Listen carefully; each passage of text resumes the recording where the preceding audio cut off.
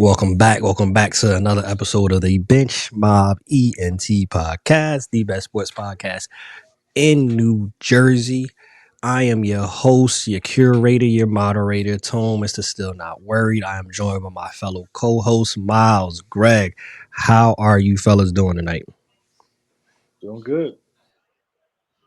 Good, bro. I'm doing well, man. I'm excited to get into this. We got a lot to talk about. Yes, sir. Before we get into that, make sure that you like, share, subscribe, tell any and everybody about the podcast so we can let the algorithm know this is great content for it to be pushed out to the masses. We're trying to be here for a good time and a long time. Fellas, we're going to do something a little bit different. We are going to do, the goal is for those that's listening, for those that's watching, we're going to get through a 12-pack of questions, cap of facts, dealing with a myriad of different sports because this is the best time to be a sports fan. WNBA draft just happened. NFL draft around the corner. NBA playoffs, NHL playoffs. It's a lot going on right now in sports, and of course you got baseball going on. We will start off in the football realm. Cap or facts? Changes need to be made to the NIL in college football. Facts. Yeah, I agree. Facts. It turned into bidding for a guy's services, and that's not what it was supposed to be about. It was supposed to be about guys making money off of their name, image, and likeness, making money off of their marketability. That's it, right? That, getting sponsored, getting brand deals. That's innocent. When it turns into schools who have more money than others outbidding other schools for a team player services, that's when this isn't innocent anymore. Which, by the way, anywhere there's money, there's going to be corruption. So I'm not surprised this ended up where it ended up. It was always going to end up here. It has to be regulated. The only reason why it's not being regulated is because the only people who benefit from paying these players all that money to go to their schools are white people. So it's not regulated. That's the reason why it's the Wild Wild West, because they're the ones pocketing money. They're the ones benefiting. Because best believe they can pay Nico or whoever $5 million, $10 million, $8 million. You saw with the kid over at Bryce Underwood, I think his name is. That might be his name over at Michigan. That quarterback got like 12 million, 10 million, whatever it may have been.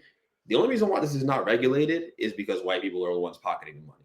Because best believe, if there were black people who were big time donors at these schools, or they were the commissioners, or they were sitting on the boards at these big prestigious universities, this would be regulated. It wouldn't be able to go down like this. There'd be a cap. There'd be a salary cap of some kind. Something would be put in place. There'd be a committee policing this thing, making sure there's no underhanded practices going on. But it's not happening. Because of who's benefiting from it at the end of the day. So I think it's that simple. This will be a very unpopular take because we seem to attract idiots for whatever reason in the comment section a lot of times. But it's the honest to God truth. Why else would this go unregulated? It's the most obvious corrupt thing in the world. Like, we know, this is pay to play. And that's not what the purpose of this was. But even it's across college. It's not just college football. It's college basketball. It's the same problem. It's the same problem they've got. You're weeding out the small mid-major schools and the smaller schools completely out of the equation because they can't compete. They can't pay for these guys to come play for them. So you're not getting that talent anymore. They're going to the blue blood schools. All right, and so that's the challenge everyone's facing right now.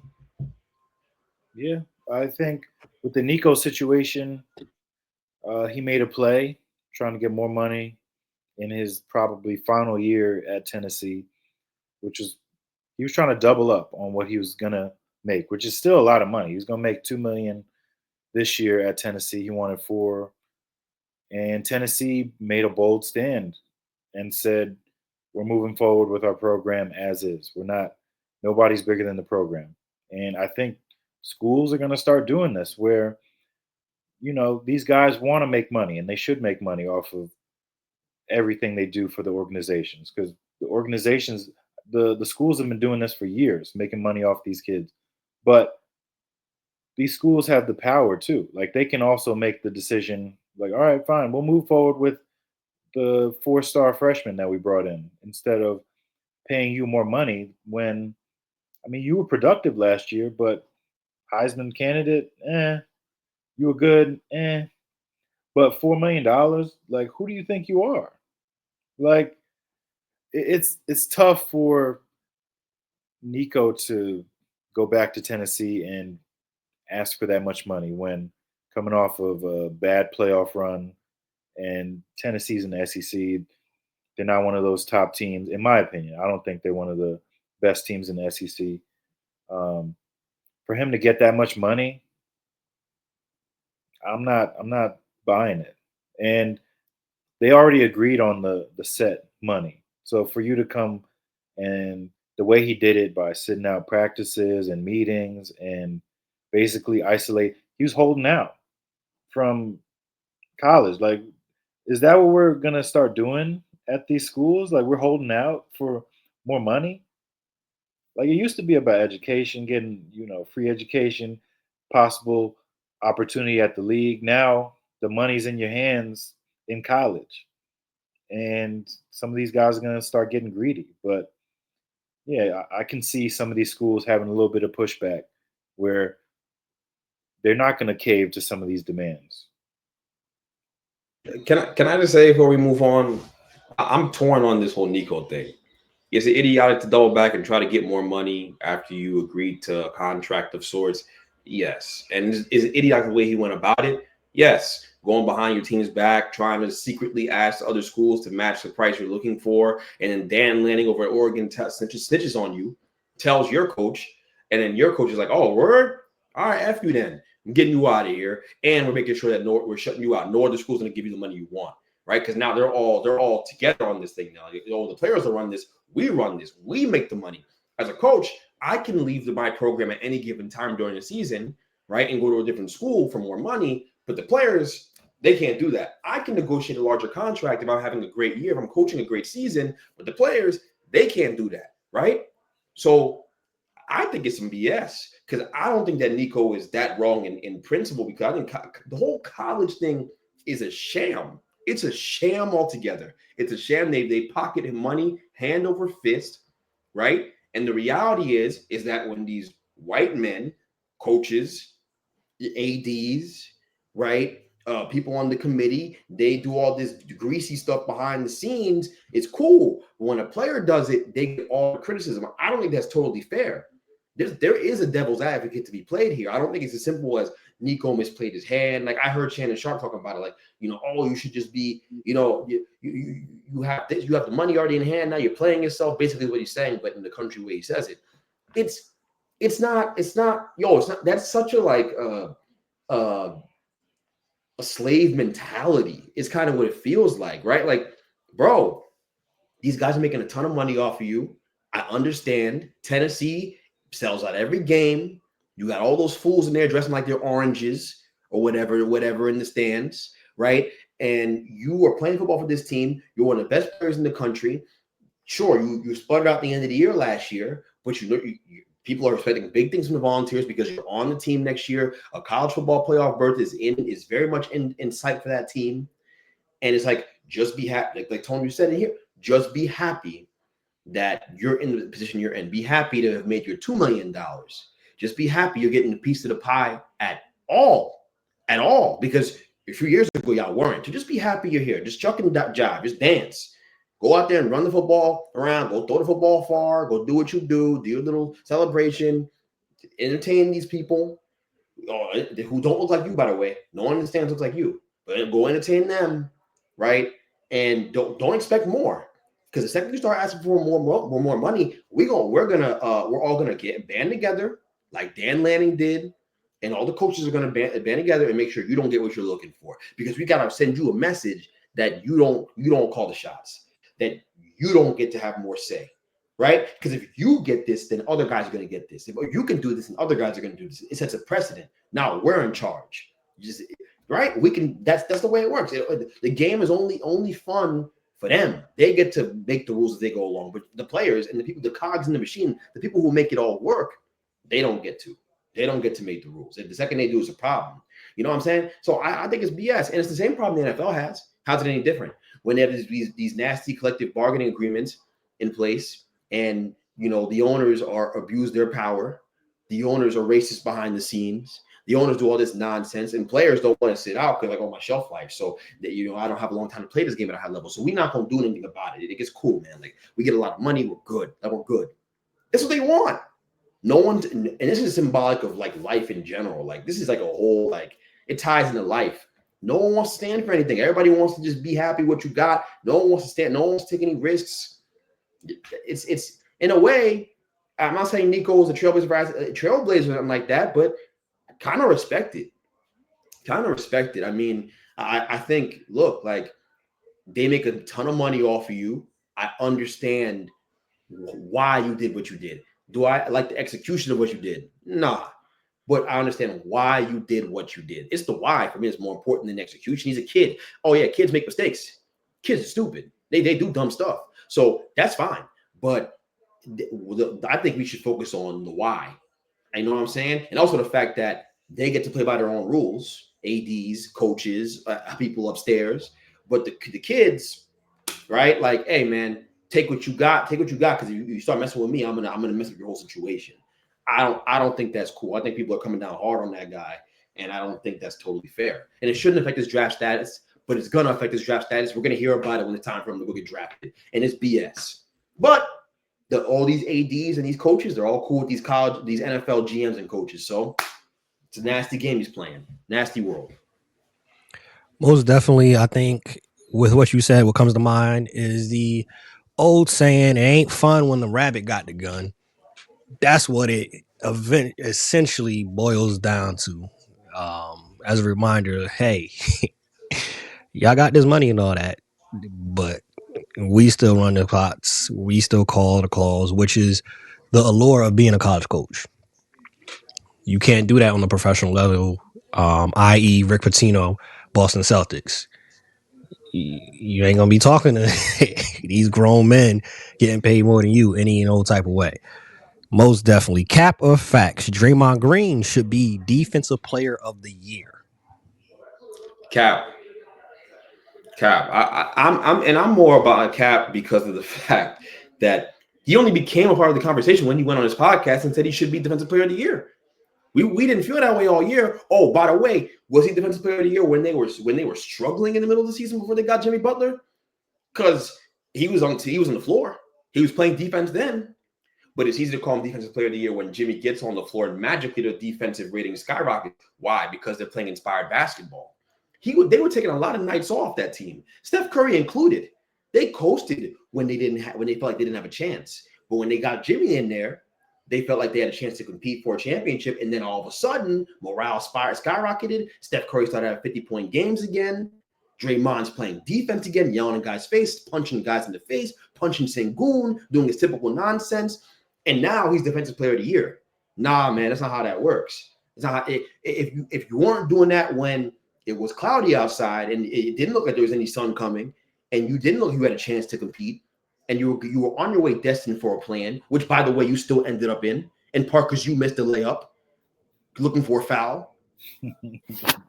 Right? If that's the result, and that's the way it went all year, don't try to come out here and lobby publicly for a Defensive Player of the Year nod. That's not the way it works. Since when?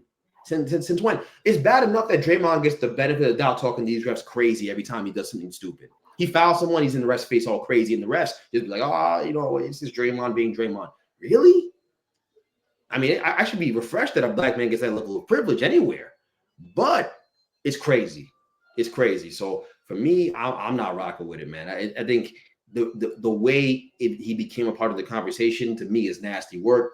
If you're going to give the Defensive Player of the Year award to anybody, how about Dyson Daniels, who has like 300 steals? How about Amen Thompson, who is about to rough Steph Curry up in this postseason series? I don't know. We're probably going to talk about that. I don't want to get too far ahead of myself. We'll probably get there. So let me. But he is an incredible defender. It's damn near impossible to score on unless you're stronger than him, or Evan Mobley, right? Like, there's other guys. So I don't want to hear this Draymond he's an all-time great defender, but he hadn't played at the level all year. He coasted, so I don't want to hear it. I mean, I agree. I mean, I didn't have much to add to that. Who's your DPOY pick? I mean, I had him on my fantasy squad. So Dyson Daniels, he was every night 4 or 5 steals. Some games he had like 7 steals, and he's going against the top guy on the other squad.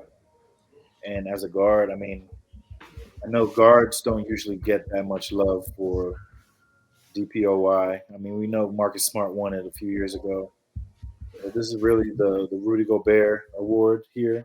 But I think Dyson Daniels deserves it.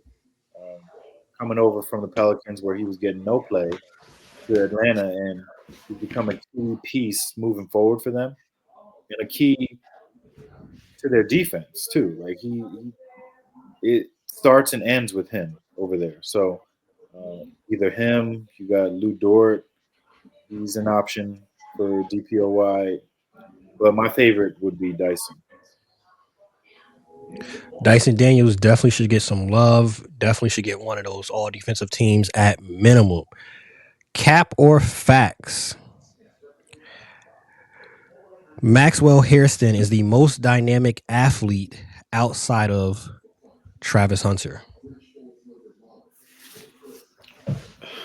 Cornerback, right? Yeah, is this the kid from Kentucky? Yeah. Yes, sir. I mean, it's hard to say facts because there's a lot of prospects in the NFL draft. I hate to be lukewarm on anything, although I think I earned myself a pass because I come here and I give y'all the people what they want every single week. So I get a pass here. I get to be a politician for once, unlike Miles. Miles, you got to stand on something. What? But I mean, he's a great athlete. I worry about these great athletes though, man. I do. Does it tape back up you being a great athlete? Like, you could be a great athlete all you want. You have the technique to go out there and perform over the weekend, on Sunday. That's my only thing I care about. I wonder if that speed translates. I know he's a shorter guy. He's about like 5'8", I think, from what I saw. He's not very tall. And he's playing corner. So he's probably a slot guy, not even a boundary guy on the outside. You know what I mean? So, I mean, there's a very strong case for it. Although there are a lot of guys who run 4.3s, 4.2s out there as well. But I'd say he's certainly one of the best athletes in the draft. I think if you were to say he's right behind Travis, I'm not going to argue with it. I have no problem. My question is, what's it going to look like on Sunday when you're going up against Cooper Kupp or whatever? Because Cooper Kupp not faster than you, but he sure as hell route you up. So, good luck. All right, before you share your thoughts, Miles, I will give the combine results. 5'11", 31-inch arms, 8 3/4 hands. He ran a 4.28 40-yard dash, 1.5 seconds on the 10-yard split, 39.5 vertical jump, and 10.9 on the broad jump. 4.28 is crazy.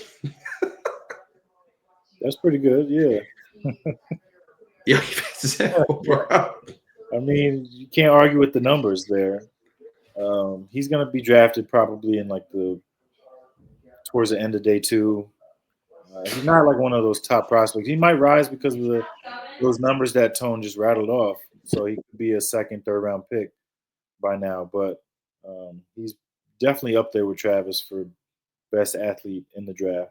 I know I like Matthew Golden. I think he's another guy who's a terrific athlete in the draft. He'll probably hear his name called in the first 15 picks at receiver. So, Cap or facts? Thibs should be on the hot seat this first round. Facts. I can't hear you, Greg. You say something? Really? He should be? I'm surprised. I'm surprised you feel that way. I'm surprised. I thought everything was good. Everything was. I thought everything was good. I mean, I think Tone sent you a text after you guys lost to the Cavs the other day, and he pointed at the fact that you guys have not beaten anybody worth a damn all year, and you were like, "Oh, it's regular season. It's fine. We're focused on the playoffs, on the bigger things." I'm like, "Okay, all right, cool." You sound like everything's fine whenever you talk about the Knicks. So I'm shocked. I am shocked. Why would you be shocked? First off, what's the question? What's the question? If they were to lose in the first round, sure, he should be on the hot seat and he should be fired for that. I mean, I think if they lose in the second round, should he keep his job? What's the threshold? What's gonna make you happy? It'll be a conversation to be had if we lose in the second round, for sure. Oh, please. How it's about how you lose. It's about how you lose. And by the way, Cade, y'all ain't got no answer for Cade in this series. I'm not letting you. You ain't got no answer for Cade in this series. Okay. You're supposed to have answers, but the dude you traded 5 first-round picks for, he ain't the answer. He ain't the answer. We'll see. You'll see. Actually, I guess so. I know what Cade's about. I know what Cade's about. Cade is the savior. Are we sure that Cade's not the best player in that series? Yeah. Are we sure he's not? I love Jalen. Are we sure he's not? I'm saying this rhetorically. I believe he's the best player in the series. The way he's played all year, I think he's the best player in the series. I think the Pistons are the best player in the series. That's cool. I love Jalen Brunson. This is not. I'm just being objective. This is really me being honest. I think Cade is the best player in that series. Hey, everybody is entitled to their own opinion, and you can have one. That's why we have this show. It allows you to speak whatever you want to speak, whether it's right or wrong. You can say whatever's on your mind. So, I would say the floor is yours, but you've said enough. So, yeah, I think Thibs is definitely on the hot seat. Even though we had a great season, back-to-back 50-win seasons, first time since the mid-'90s with the Pat Riley Knicks back then. But if they don't perform in the playoffs, changes have to be made. Like, this team has too much talent to bow out in the first round. So I'd like to see Brunson. I mean, I know Brunson's going to step up. I'd like to see OG play like he did for the last month. Towns has to step up. And the X factor is definitely Mitch. We get to see that 4 or 5 of Towns and Mitch, hopefully, in the postseason, and we'll see what happens with that. So, would you rather Karl Anthony Towns or Evan Mobley?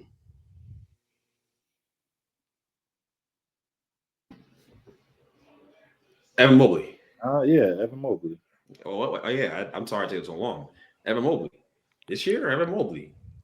This year, would you rather Anthony Edwards going into this playoffs? Would you rather Anthony Edwards or Donovan Mitchell? This is actually tricky, and that's actually it's not okay for Ant that this is tricky. All due respect to Donovan Mitchell, it shouldn't make us think. But Ant, in my opinion, has put up some real stinkers. I was going to say a different word. Some real stinkers in the postseason, specifically against the Lakers. They really give him a hard time, you know. And I know we've heard the injuries in the past, and I think he has a clean bill of health this year. Let's see how he does. But I just think that sometimes he tries to do too much, and he's immature. I think that's the truth. He plays hero ball. Anthony Edwards falls into hero ball far too often. Donovan Mitchell's a bit more seasoned and understands how to play basketball the right way, and he's just mature in that sense.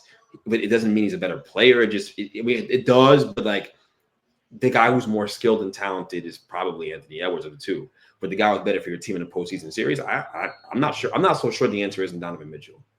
I'm not so sure that's not the case. I mean, he showed up in the playoffs before. We've seen it. Yeah. Even with the Jazz, even with Cleveland, he showed up in the playoffs. It's just the rest of the collective cast hasn't. So big playoff for Darius Garland, Evan Mobley.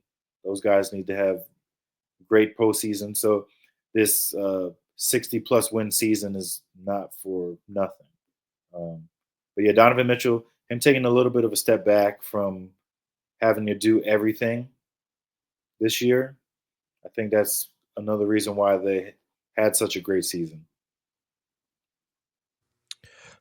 All right. You speaking of the playoffs and people having to show up in the playoffs, the last time that the Pittsburgh Steelers won a playoff game was 2016. Capper facts, if the Steelers do not win a playoff game this year, we are looking at the last season for Mike Tomlin. That's an organization that doesn't really fire their coaches. So unless he would have like multiple 3 and 14 seasons back to back, I don't see how he'd be considered to be fired. I think he'd have to leave on his own accord as opposed to them firing him. And I mean, there's a lot of job security that comes with being the head coach of the Pittsburgh Steelers if you're winning. So, I mean, they don't even have a quarterback right now. So the conversation, if they go into the season with a rookie or Ryan Tannehill, because that's who's left out there, if Rodgers, never comes out of hiding, um, then Mike Tomlin might have some issues this year. Yeah, that's a huge question mark for them.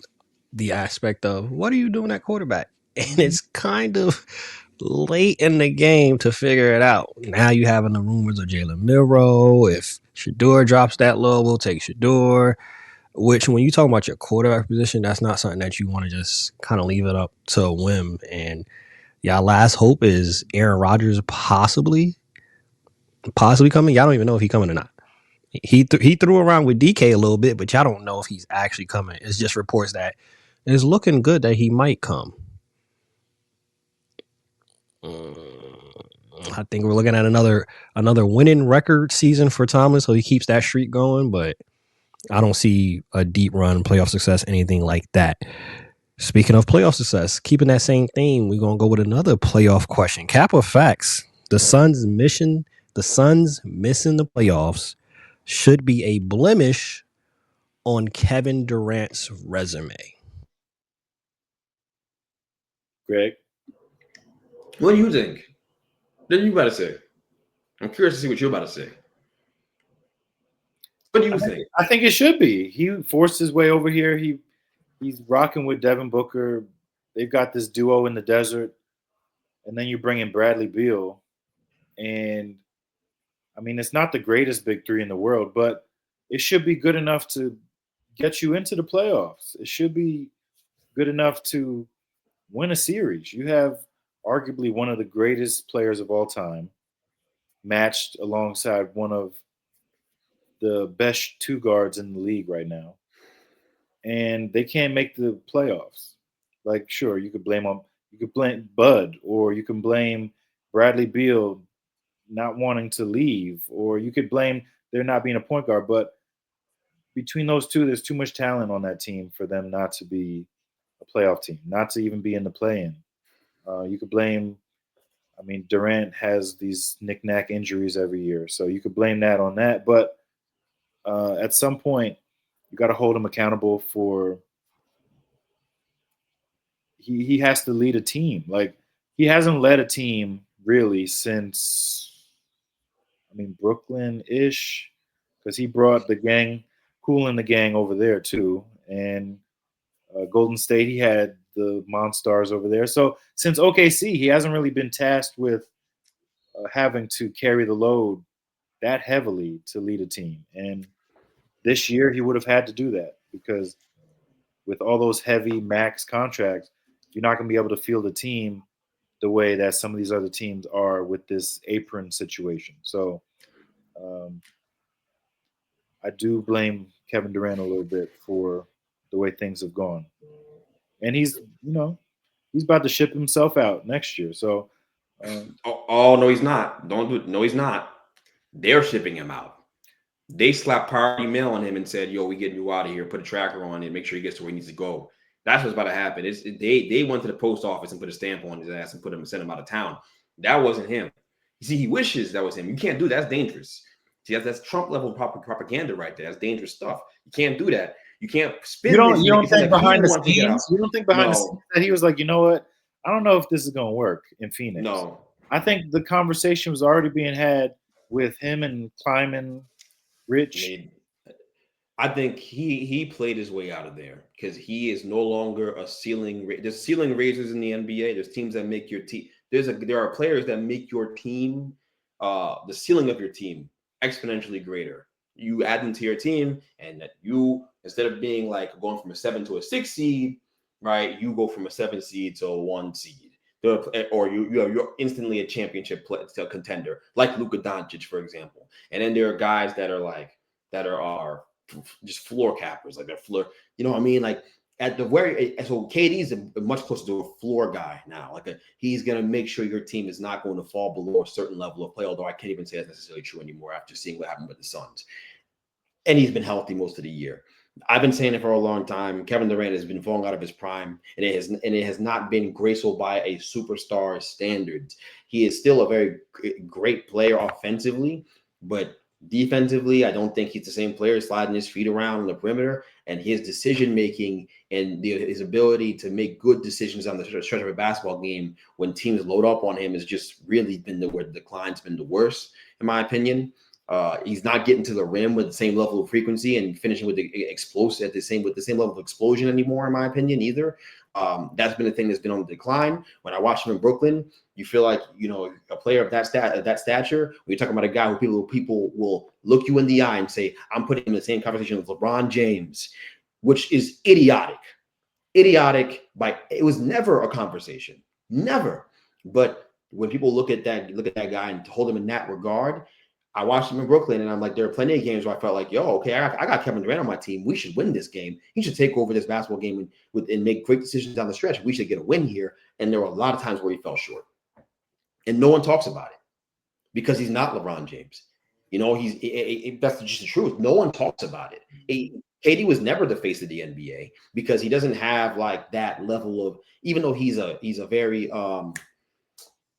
golly, what's the word I was looking for? He's a very marketable figure, polarizing. He's polarizing. People either hate him or they love him. It's because of the decisions that he's made in the past, like going to Golden State. It's different. It's not because he's so great that people just like want to hate him. It's not that. That's not what drives the hate. You know what I mean? And that's not what really drives it. And so I think with him, as great of an offensive player as he is, he's always had warts in his game. And I think as he's aged, it's just gotten harder to hide it because he's not able. He's not the same prolific offensive player he was before, specifically when it comes to protecting the basketball and not turning it over. And then also with his shot profile, like getting to the rim and putting pressure on the rim, in addition to everything else he does well. He's still an amazing mid-range shooter. He's still an amazing shooter overall, right? But he can't be the best player on your team and take you to a championship. That is not where he's at in his career anymore. It's not. And there's no shame in that. But how old is Kevin Durant right now? Is he 30? 36, 37? Oh, 37. 37. Look, 37-year-old LeBron James could still be the best player on your team and go to a championship. That's proven. That's a fact. I believe around that age he won his fourth ring. Around that age. My bad. 36. He's turning 37. Oh my God! Please, 36. Bron was like prime ribeye. Like that was his best. That was his best time, right? And I might have still been Cleveland Bron or just getting into LA Bron, and still playing at a high level, extremely high level, making a team, raising the ceiling of a team, not raising the floor. All right. And that's what KD does. He raises your floor as a team, but he does not raise your ceiling. And it's been I've been on this podcast. I've been saying it for a long time. Tone knew what he was doing with this question. I've been saying this for a long time about Kevin Durant. So it's just the truth. I think people don't want to accept it for whatever reason, but it's right there in front of you. And I'll tell you this, I actually was thinking about this earlier today, and it's funny we're talking about it now. I didn't bring it up, but I think it's kind of sad. Like when you see a great player, a historically great player in the NBA get to a stage in his career where teams are willing to pass him around now a little bit.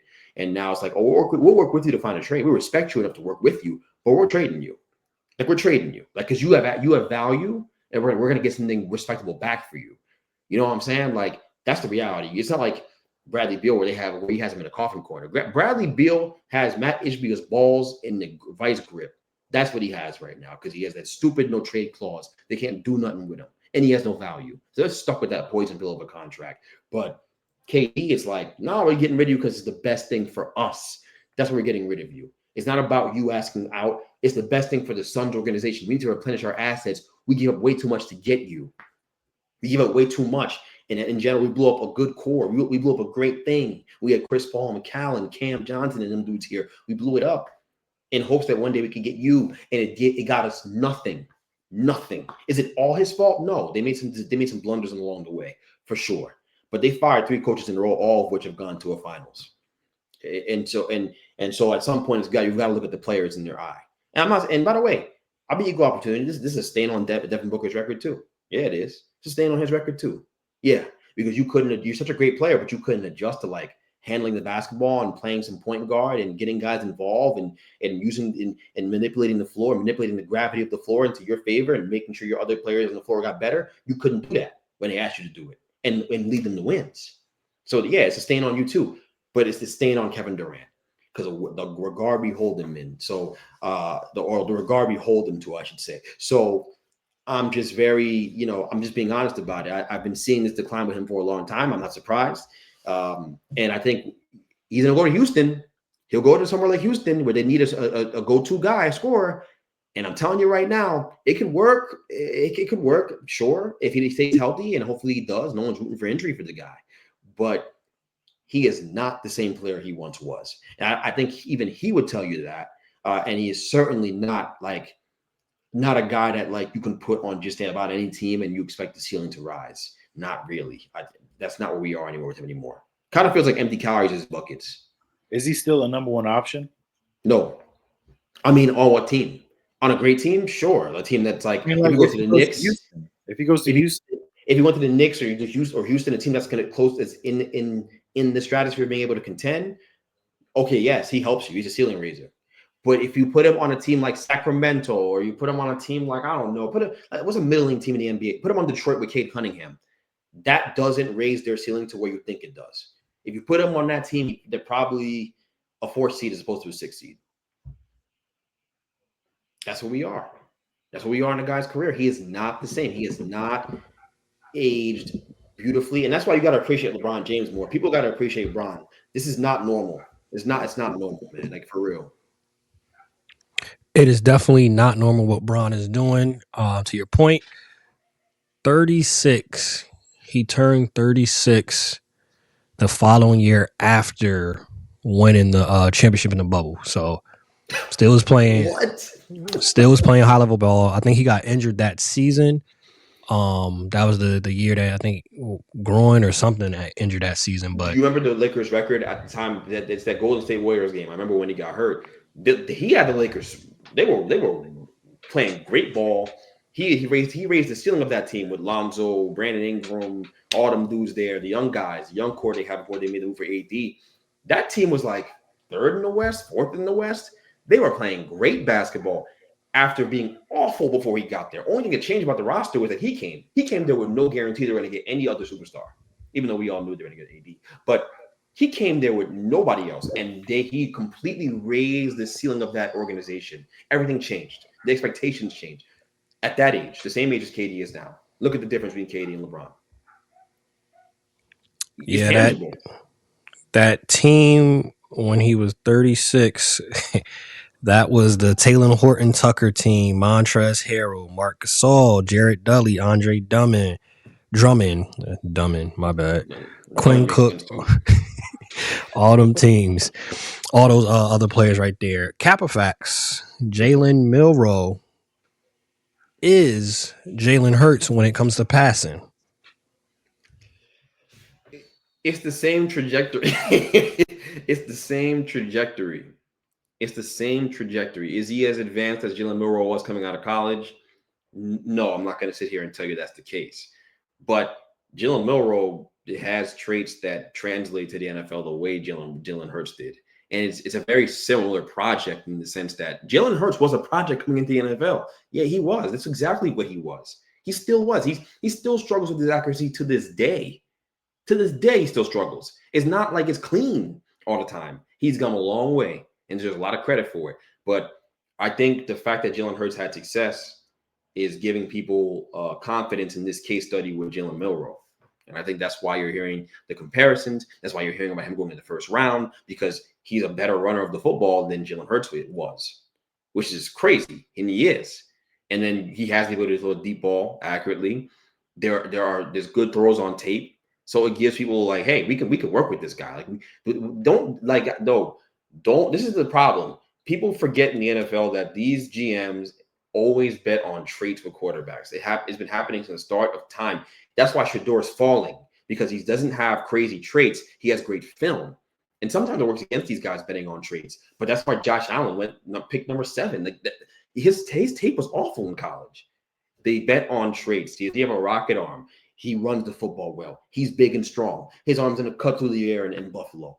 That's what they care about. They bet on traits because they believe, and these owners believe, they've hired the best coaches in the world that can coach up these players in spite of all their flaws. And sometimes it works out, and these guys get paid millions, and these guys are legends, like over in Buffalo, when they get it right with Josh Allen. And sometimes they get it wrong, like they do with Jamarcus Russell, right? And there's plenty of other examples. Zach Wilson was a great example of that. Sometimes they get it wrong, and everyone gets fired, right? That's the truth. They bet on traits. That's why, like a guy like Shedeur, it's not, this process ain't made for him. It's not. You put great things on film, but they're going to pick you apart because you're not a great athlete. So they can't project you being a superstar at the next level. And it's not a project for them to build. It's also a big part. It's an ego trip for these coaches. It's an ego trip. It's a much more of an accomplishment to take a not clean prospect who's a great athlete and turn him into a great player. It makes you look greater, which is what they care about, right? Putting themselves on a pedestal, as opposed to taking a clean prospect like a Joe Burrow or CJ Stroud. And it's like, oh, it's not that big of a deal because we knew he was going to be good. All right. Like that's the game we're playing. So Jalen Milroe, by the way, I believe in his traits, and I think he's worth being picked in the late first round. I said it on this podcast. I said on this podcast, I was mocked for it. But the truth is, now what are we hearing? He got invited to the green room. He's probably going to go in late first round. He's going to get traded up into the first round for. Or he's going early day 2, which is what no one thought. Everyone thought he was going to go 3rd or 4th round when this thing started. No, they bet on traits, man. Like I watched this movie too many times. This is why I listen to the podcast. Hey, Miles, before you go, this was spawned on by Chris Collinsworth saying the exact same thing that Greg has been saying, that he sees very similar traits regarding passing of Jalen Milroe and Jalen Hurts. And he said perfect fit would be Jalen Milroe, 21, to the Steelers. They bring in Rodgers, and he learns from Rodgers for a year. He needs more than a year. It's similar to how I feel about Anthony Richardson.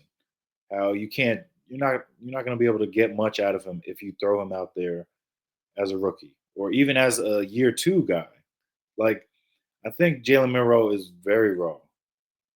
Sure, he showed a lot of potential running the ball in college, and that's his biggest skill set right now, running the ball. And I mean, sure, you can hit a deep throw in college. You're not going to see the same coverages in college as you are in the NFL, and the talent level is not as great in college as it is in the NFL. So he's going to have to adjust. Coaching matters. Arthur Smith over there in Pittsburgh, not really a known quarterback guy. So hopefully he doesn't go to Pittsburgh. Maybe he goes to the Giants and Dable figures something out with him. A light flips for him like it did with Josh Allen. It didn't with Daniel Jones, but we're not talking about the past. But yeah, Jalen Milroe, he's talented. He can run, like we saw, 4.3, 40. I almost wish he didn't run the 40, similar to Lamar. Like, we already know you're fast. Don't give these guys any more ammo to be like, oh, maybe he's a gadget guy in the NFL. Maybe if he doesn't develop into a quarterback, maybe he could be like a Taysom Hill. Or if it doesn't work at quarterback, we could flip him and make him a running back or an H-back somewhere. But I hope he does well in the NFL. I'm not rooting against him. I just think that he's very raw. I don't know if I would take him in the first round. That's like a gamble that I'm not willing to take if I'm a team. But, I mean, he's in the green room, so somebody might have given him a guarantee. I'll say this too. Collinsworth is wrong. I won't even refute what Miles said because Miles is entitled to his opinion. But Collinsworth is wrong about the best fit being the Pittsburgh Steelers. Playing for there is no best fit for a quarterback playing with Arthur Smith as your play caller. There is no best fit for that guy. he wasn't letting Russell Wilson change plays at the line of scrimmage. It was that stupid play action, drop back pass, predictable play action, over and over again. Very, very simple route tree over and over again. That's why I like the Russell Wilson signing more than most for the Giants, because I don't think that most of the struggles was on him. I actually thought he had a heck of a year throwing the ball last year. He did a great job for them, all things considered. He looked pretty damn good. He's playing good football right now. Jalen Milroe going there don't make no sense. Go to an offensive genius of a coach. Go to the Rams. Go play for a guy who understands the offensive side of the football at a high level. Go play for Dayball. Go play for one of these guys that can draw up plays and get you and understand how to utilize your strengths. That's all I'm saying. Spit isn't the answer. Fire that guy. Steelers are stupid. Cap of facts. The Rockets should be worried with that first round matchup of the Golden State Warriors. Other way around. Oh, okay. We're disagreeing. Good. I think the Warriors should be worried. It's good. Go ahead, Molly. Tell us why. I'm telling you the other way around. I think the way they were coming into the playoffs, rolling with Jimmy. I know Jimmy always flips a switch when it gets springtime, when it's April. So Jimmy's raring to go. Steph is right there with him. I think they can have good,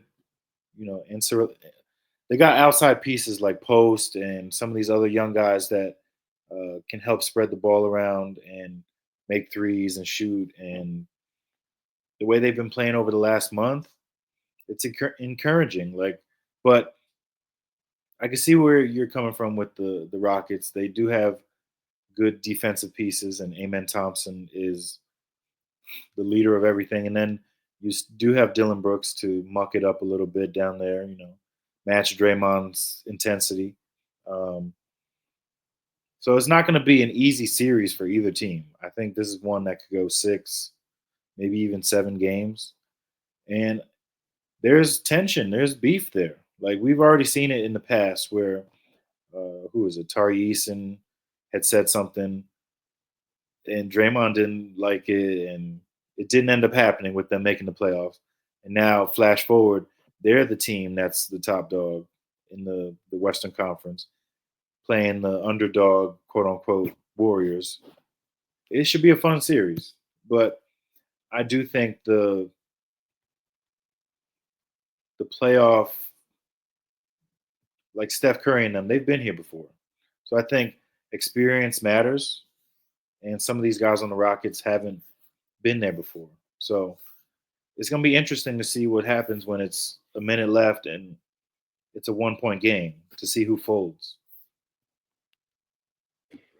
I get all that. I just think that the Rockets present a challenge for the Warriors that the Warriors don't have a great answer for. I think Steph Curry has struggled. I think he's aging too, and I think you're seeing a bit of that rust coming in as he ages, and people will deny it. That's fine. I thought the way he played throughout the majority of the season was not up to his standard. Right, and I think that even last night against Memphis, up until the point where he exploded in that game and they won the game, great, which is all that matters. He hadn't played great, and Scottie Pippen was really up in his jersey. Now you're going to replace that guy with probably the best on-ball defender in basketball in Amen Thompson. He's going to give him a hard time. He's really going to rough him up throughout this series. And Steph Curry really provides so many answers for that team offensively that I know how great Jimmy's been for them. But if you can take Steph away and make Steph look the way he did in those final series against the Cavs, because you were just roughing him up and being super physical with that guy, and you're able to get away with it, and they have these threats swallow the whistle, it's going to be a long, hard series for that Warriors team, and I mean that. And I don't trust Draymond with his antics going up against Dylan Brooks. I think one of them is going to cancel each other out. One of them's going to get kicked out of a game. It's going to be a costly situation. One of them's going to do something stupid. And I think Dylan's going to try to get under his skin as much as possible. And Ime is going to encourage that. I think Amen's going to be extremely physical with Steph Curry. And I just think, I don't trust the ancillary pieces. I don't trust the guys like Podminsky. I don't trust the Quentin Post. I don't trust. I like Gary Payton. I like Gary Payton Jr. But I just don't trust. I don't trust enough of their pieces outside of their core guys to help them win games. In spite of the fact that this Rockets team is going to make the lives of Jimmy Butler and especially Steph Curry hell for a series. It's really about Steph. Amen will chase him around the entire game. He will 100% do that. Now, what it'll boil down to is, can the Rockets get shot making from the guy who claims he's the guy, Jalen Green? And that's why I'm very interested to see this playoff series.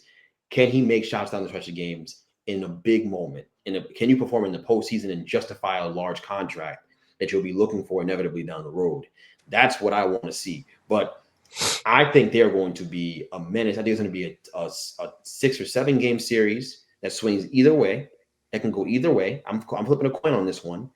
And if it goes 7, you'll pick the best player in the series, which is the Warriors. If it's a 6 game series, it's because the Rockets just dog walked them defensively and made their lives misery. And I think that is a realistic outcome. I don't think that the Warriors are going to roll over this basketball team at all. Because when I watch the Warriors, every game is hard. Every game is hard. Every game is a dog fight for them. They don't just beat people up. That's not the way that they really are constructed. They don't have an offensive player playing at that level right now. It's going to be unpopular to say because everyone loves Steph Curry. He was not playing at the level all season. He was not. Just truthfully, when I watch that team play, everything is tough. Knock out, drag them out. That's the way it is. They don't like explode offensively the way they used to. The Warriors we grew up with that would just have those third quarter flurries and avalanches, and you'd be down by 20. That's not this team anymore. They survive on defense, intelligence, and Steph Curry's picking his spots because he's also aging, and he's aging at an earlier stage. He's not. These guys aren't Bron. It's not the same. It's not a standard you can meet. It's not normal. So it's normal for Steph Curry to be taking a step back as he gets older, especially at his frame. He's 6 feet, whatever he is, 200, whatever. Like he's a regular dude.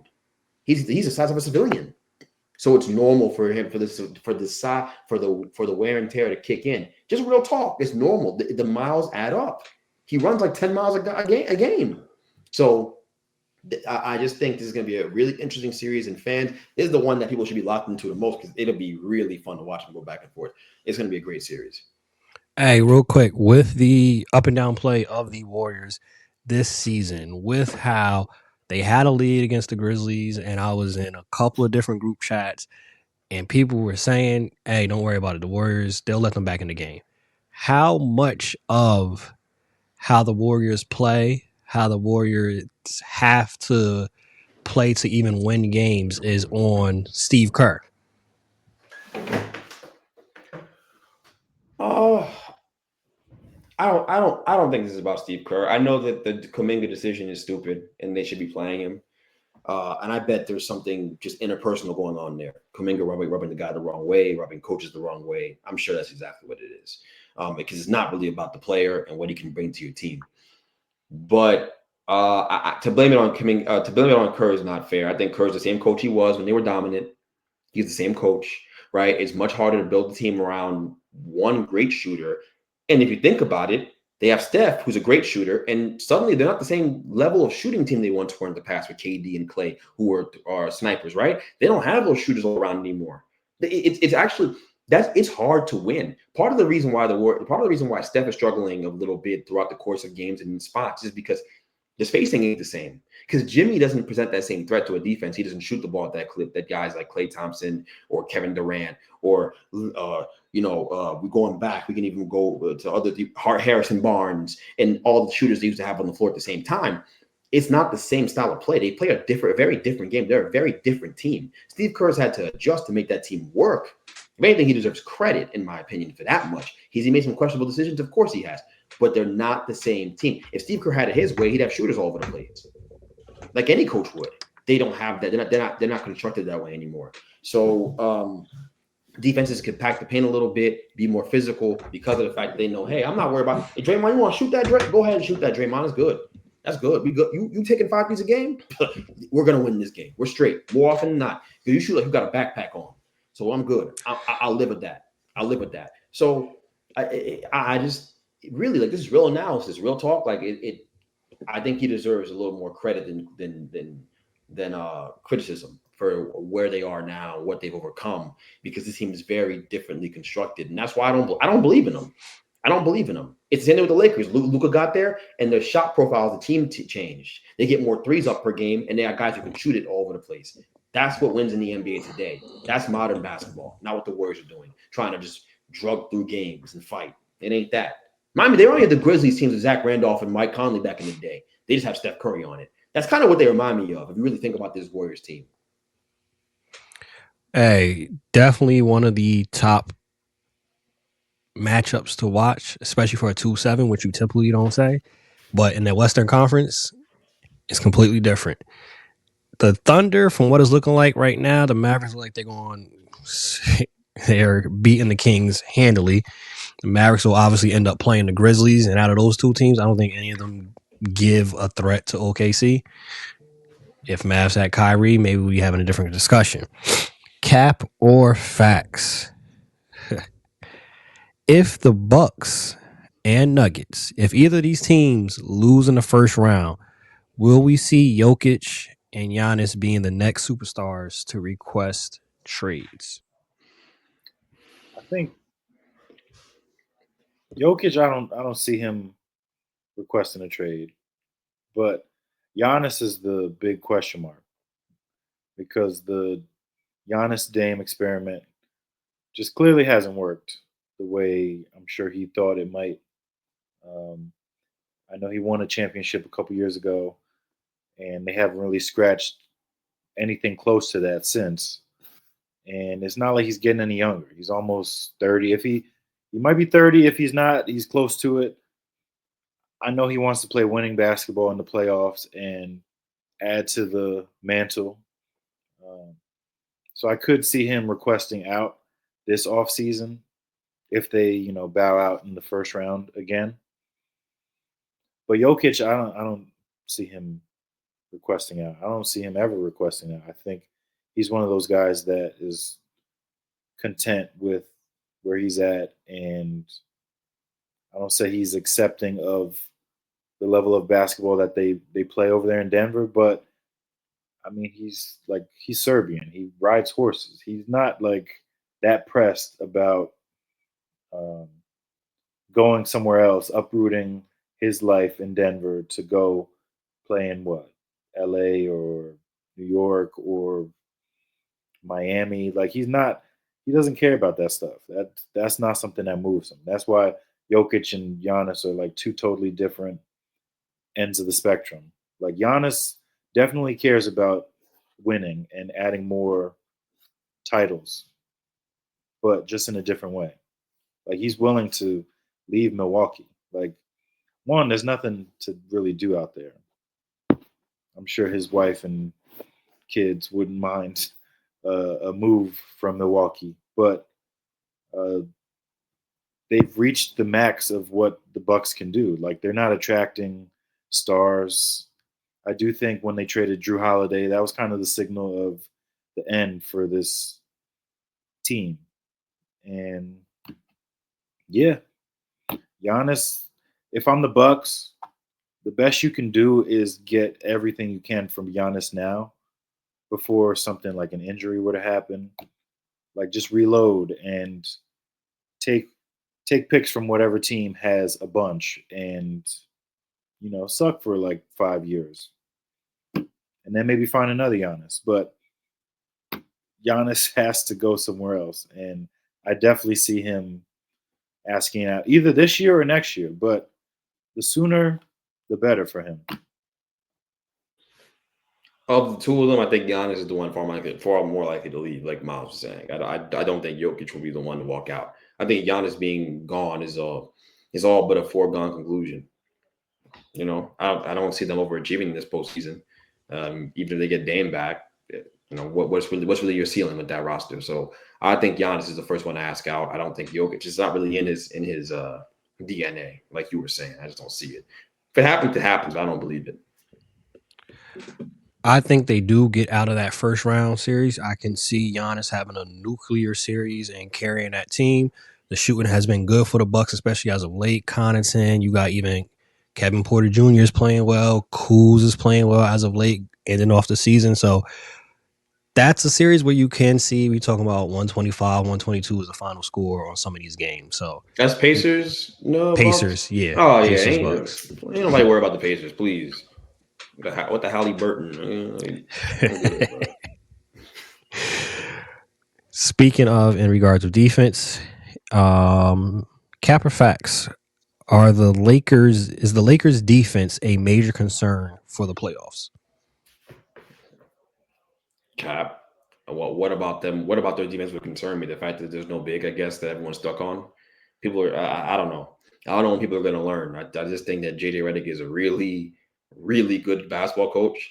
And if you were with us from the very beginning of the season, you heard me say coach of the year candidate, and he could damn well win it and should win it.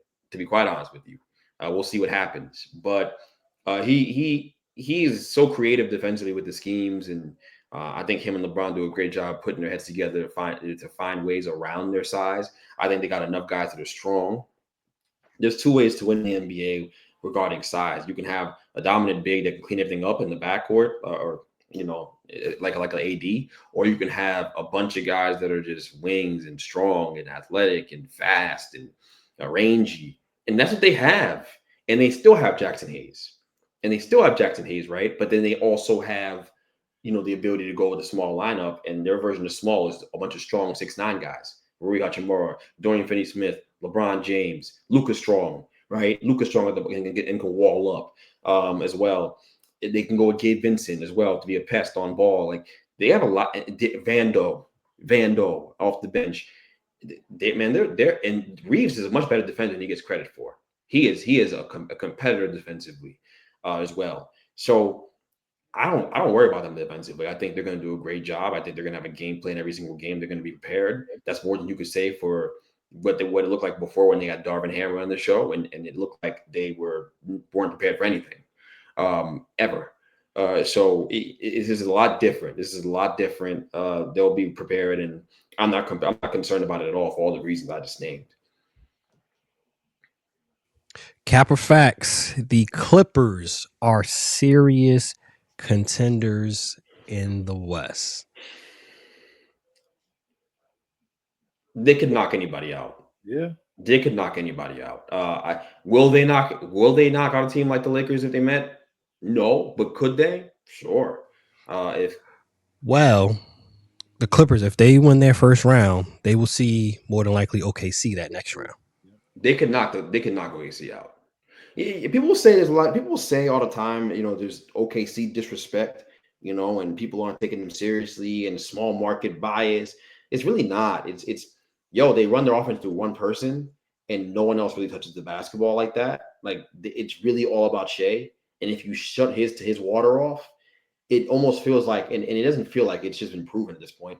Jalen Williams can hurt you sometimes, and so can Chet, but they don't have like another dynamic scorer that can really like just drop 30 on you when they need it. It's really all about Shea. Jalen can get you 30, but it's really not his game, and that's not it's just not in his nature. In Chet, they don't play through him at all. Chet's just out there for vibes, spacing in the corner, and blocking the occasional shot. So that's how they play. It's become very Shea-centric. What team wins that way in the NBA recently? Who? Like, is Shea with Shea running there? I just don't believe in it. I'm sorry. I'll believe it when I see it. If they're going to win series and make a run to the Western Conference Finals, it'll be because of their defense and the fact that Shea is playing well and that no one stopped them. But I think they can put Kawhi on Shea. I think they can throw what's the dude? Derrick Jones Jr. at him. I think they can go with Norman for a little bit as well. They can go a lot of different directions. Chris Dunn. They can put Chris Dunn. They ain't got nothing to lose. I mean, he has the military haircut. There's nothing to lose the way he plays basketball. He's not worried about nothing. He will play great defense in spots. There's a lot of ways that they can neutralize a guy, and you're not going to stop Shea. Shea's going to get buckets. Don't get me wrong, but if you slow him down enough and force other guys to have to hurt you, I fear that over the course of a 7-game series, OKC just doesn't have enough firepower to do so, or another guy that can do that. You know what kind of reminds me of? It's a better roster, obviously, but it kind of reminds me of the AI run to the finals. Yeah, it's very in regards of how heavily they weigh on AI and Shea. to be the focal point, the end all be all of the offense. Yeah. Way better roster, way more help. But in this situation, like if we switch Shea and AI, I think it would still be the same type of result in regards of you have more help, but the more help isn't being used. And that could be Shea, that could be coaching, but that more help is not being used. Like you said, Chet is really. What's he out there doing offensively? He's just out there catching the vibe. He's out there hanging out. And to your point, because people are stupid, and I like, we're not saying that they don't have the personnel to go out there and get get them the points they need to win a basketball game. They don't have other offensive options. We're not saying that. We're just saying that they've become so Shea reliant that the confidence isn't there for a guy to take over the game like that. And I just don't see it. They don't know. I don't fear them. I feared Golden State when KD went there. That was a team everyone feared. We knew they were. It was a foregone conclusion. These media analysts like Zach Lowe and these guys talk about OKC like we're talking about the Warriors back in the day. Like teams should fear them, and I just don't think no one should fear them. The Lakers went in there and dog walked them at their place. That could happen a couple of times in a postseason series between those two teams.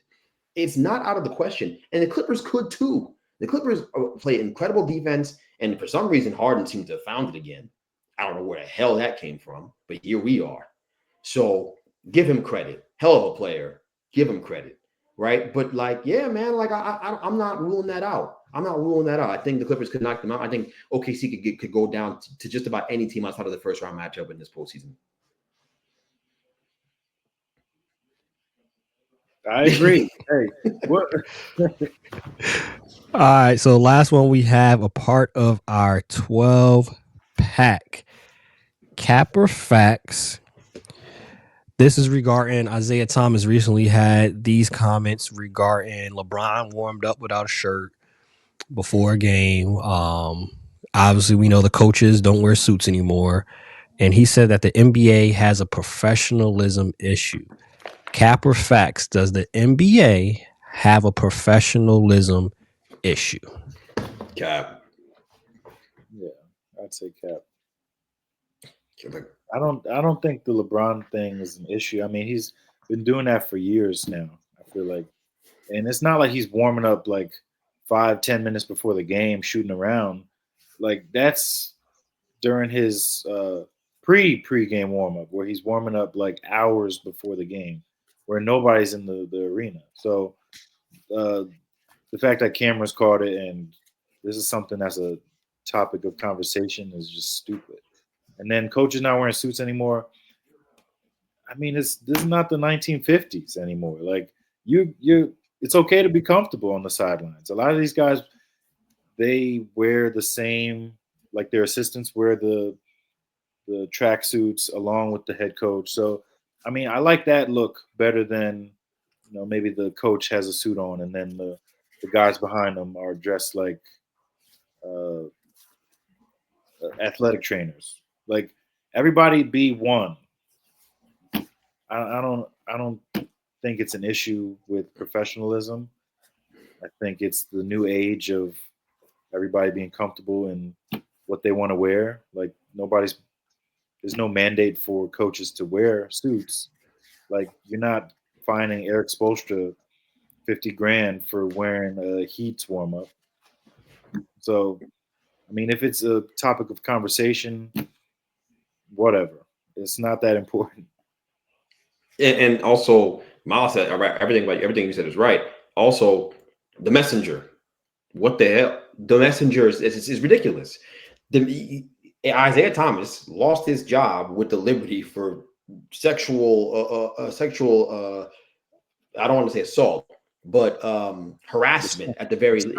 Misconduct. Yeah, misconduct. Misconduct. Okay, you're talking about professionalism.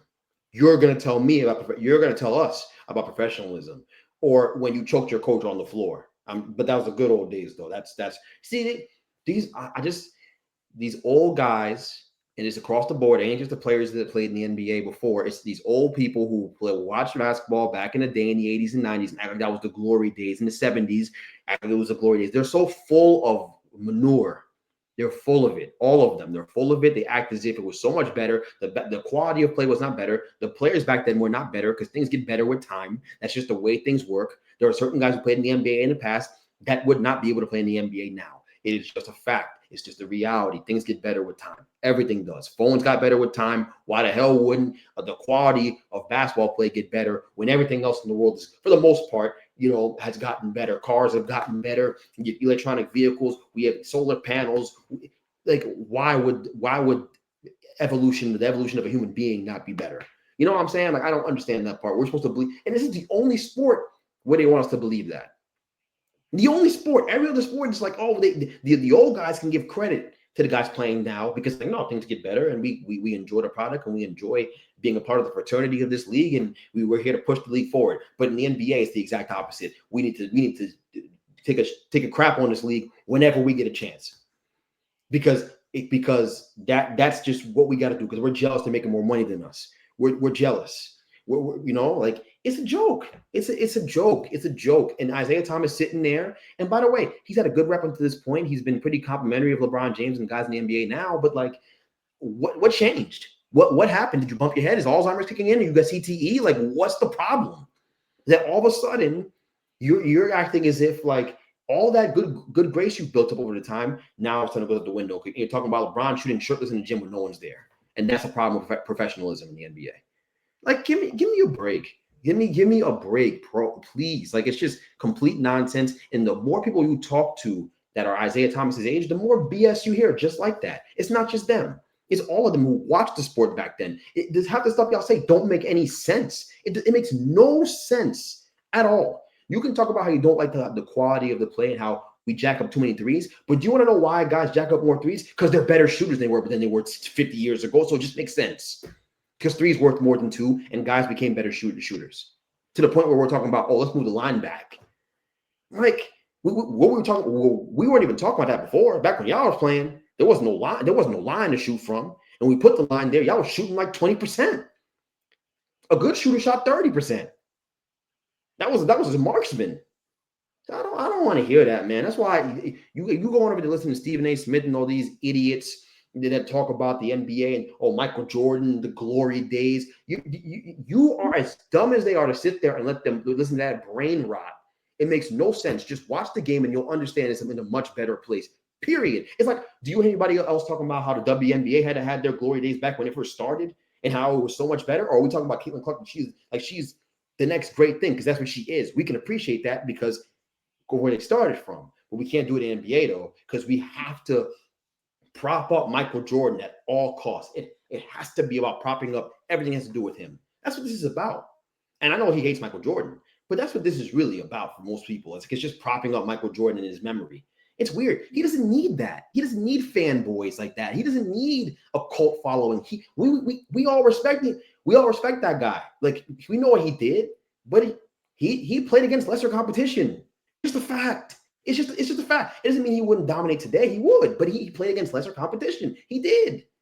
It's just the way things work. Things get better over time. So I don't know, man. Even the shoes y'all weren't that good. Y'all didn't even have insoles back then. What the hell? Like, what are we actually talking about? You know what I mean? So I got on a tangent, but just hearing him say that, it's like I didn't react in real time, but then hearing you bring it up again, it's like what the, like what?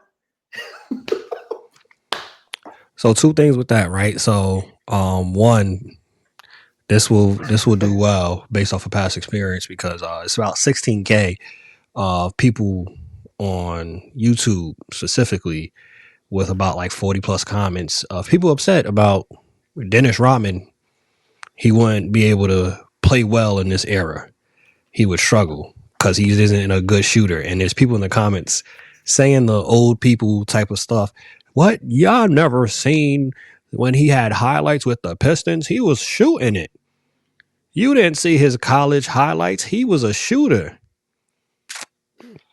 Yeah. Oh, Secondly, it's funny that the narrative and the story of what happened back then is completely different from what happens now.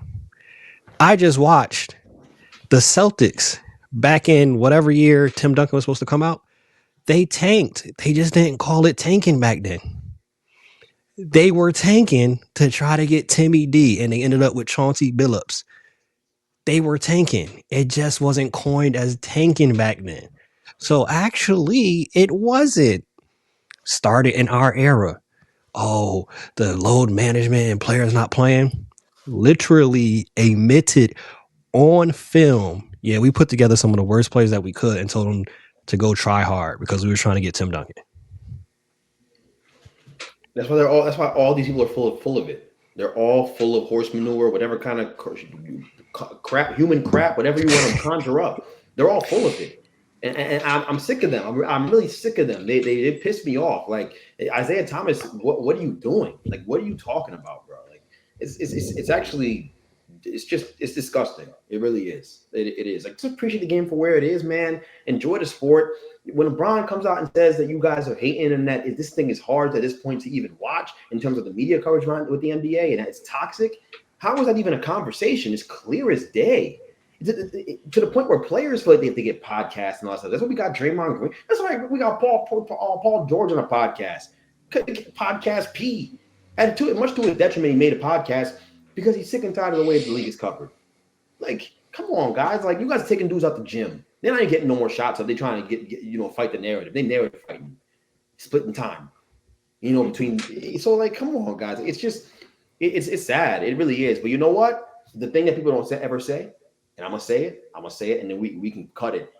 I'll say that the reason why the NBA's coverage is so toxic is because of Black people. Because we can't support each other. We can't support each other. We gotta hate against each other, and it's symbolic of the way that we operate in the real world. It's real. That's real. That's the reason why. Because look at these other sports. Football, they got a bunch of white legends in the past, and I ain't saying that they better or nothing like that. I'm just like because of the color of their skin. I'm just saying that like specifically when it comes to Black people, like it's that mentality of like, oh, you made it out the hood, and I'm mad I'm still here. It's that mentality of like, oh, like I'm mad he got something I don't got. It's harder for a lot of reasons. It's harder for us to be supportive of other people doing well that look like us. I think that's just a fact. I don't think I'm saying nothing crazy right now. I mean, people might feel that way, but let's be honest. Let's be real. Like a lot of the and I'm saying, look, you got the George Carls, you got the white people who are just awful. I'm not saying in that sense too, but I'm pretty sure George Carl's just racist. So I think it's different. I don't think it has anything to do with him like being mad about people having something he doesn't have, or coming or stepping on his territory, being territorial about your legacy. This is different. This is very different, and I think the difference is very much the fact that Black folks run and control the narrative with our league. I mean, look at the most prominent figurehead in media, in basketball media right now, Stephen A. Smith. What all he does is defend Michael Jordan all day. He can't get enough of Michael Jordan. He can't get enough of that load. That's all he's worried about is Michael Jordan. Like that's all. I'm so serious, man. So but like I don't know, man. I don't know if you guys agree with me or not, but I really do think that there's a thing where it's like it's about the dynamic. It's about the race dynamic, inter-race dynamic with Black people and the way that we kind of treat each other when we do well. And I think there's just a lack of grace there in passing and passing the baton to the next person. I do believe that. And it's sad. I don't want to say that, but it's true. Hey, that's definitely a conversation we'll revisit, a deeper conversation, because there was a lot of some facts shared there. And like you said, that's a bigger conversation in regards of that's just not sports, that's life. How oftentimes we as people, Black people, treat each other as if you get a job and suddenly you're taking my job. There's not a million jobs in the world. If I get this money, you're certainly not going to get money. If I get this, it's not enough for you to get. If I have a cheesesteak, you can't have a cheesesteak. If I have a restaurant, it's all this. And it's literally enough for everybody. It's enough for everybody to eat. But that's often not the mentality that we have. We need to make sure that we appreciate every single thing, every single day. Make sure that you understand taking it one day at a time, man. Take it one day at a time. Really realize you never know. You never know when God is going to call you home. So when God calls you home, you got to be ready. You got to stay ready. So you ain't got to get ready. We out. Peace. Peace.